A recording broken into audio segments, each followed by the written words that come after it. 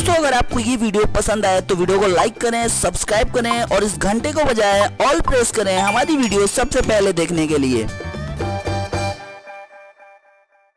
भारतीय telecom industry में बढ़ते कंपटीशन और हाई स्पेक्ट्रम की वजह से वोडाफोन आइडिया यानी कि वीआई को काफी आर्थिक नुकसान का सामना करना पड़ रहा है। इस साल यानी कि 2020 में वीआई को करीब 3.72 मिलियन कस्टमर्स का नुकसान हुआ है। फिलहाल वोडाफोन आइडिया के पास सिर्फ 301 मिलियन ही सब्सक्राइबर्स है, जो पूरे भारतीय टेलीकॉम इंडस्ट्री का सिर्फ 26.34% है। वहीं दूसरी तरफ रिलायंस जियो की बात की जाए तो कंपनी सिर्फ 4 साल पुरानी है, लेकिन इस वक्त टेलीकॉम इंडस्ट्री की लीडिंग कंपनी है। इस साल यानी कि साल 2020 में रिलायंस जियो ने सारे रिकॉर्ड तोड़ते हुए 40 करोड़ यूजर्स को अपने साथ जोड़ा है। भारत में ऐसा पहली बार हुआ है जब किसी ऑपरेटर ने इस आंकड़े को छुआ है। दूसरे स्थान पर भारतीय एयरटेल है, जिसके पास वर्तमान समय में 319.9 मिलियन यूजर्स हैं। हालांकि ये थोड़ा चौंकाने वाला है, क्योंकि वोडाफोन आइडिया और एयरटेल दोनों ही टेलीकॉम कंपनियां 2G, 3G और 4G कस्टमर्स को सर्व करती हैं, जबकि जियो सिर्फ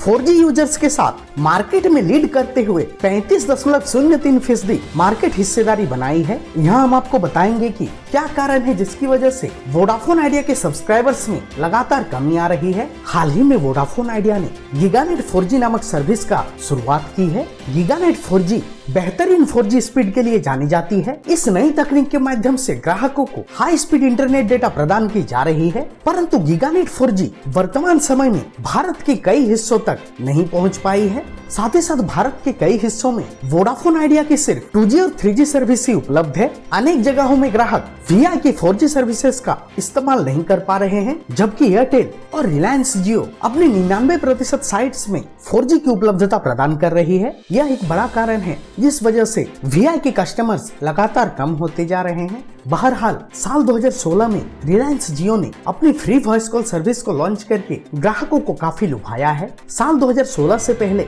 टेलीकॉम ऑपरेटर्स को कॉलिंग के माध्यम से 90% रेवेन्यू मिलता था, परंतु जियो ने अपने टैरिफ प्लान्स और सभी पैक्स को काफी अफोर्डेबल कीमत पर पेश किया है। रिलायंस जियो ने अपने डेटा प्लान्स को भी काफी सस्ता किया है। रिलायंस जियो ने जियो और जियोफोन 2 को भी अफोर्डेबल कीमत में लॉन्च किया है, जबकि एयरटेल और वोडाफोन के पास ऐसा कोई विकल्प मौजूद नहीं है। यह दूसरा कारण है जिस वजह से वीआई के कस्टमर्स घट रहे हैं। जानकारी के लिए बता दें कि साल 2018 में रिलायंस जियो को टक्कर देने के लिए वोडाफोन आइडिया ने विलय की घोषणा की थी।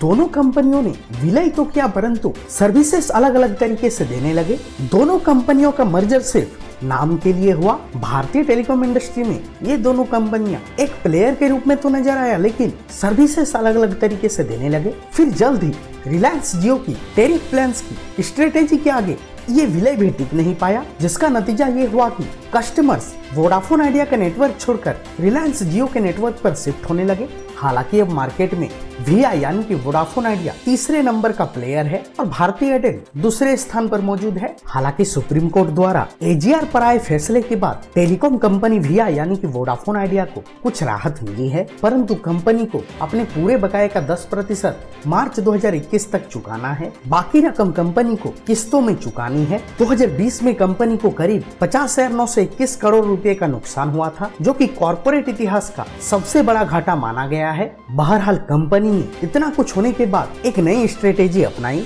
बीते कुछ महीने पहले कंपनी ने एक ब्रांड आइडेंटिटी की घोषणा कर दी। कंपनी अब वीआई के नाम से जानी जाती है। इसके अलावा कंपनी ने अपनी एप्स और टैरिफ प्लान्स में कई बदलाव किए हैं। कई प्लान्स में company double data benefits offer कर रही है। खैर, अब यह देखना दिलचस्प होगा कि वीआई की Q2 2021 में परफॉर्मेंस कैसी रहती है, जिसके बाद ये फिगर आउट किया जाएगा कि इन बदलावों का कंपनी को कितना फायदा हुआ है। टेलीकॉम न्यूज की रिपोर्ट।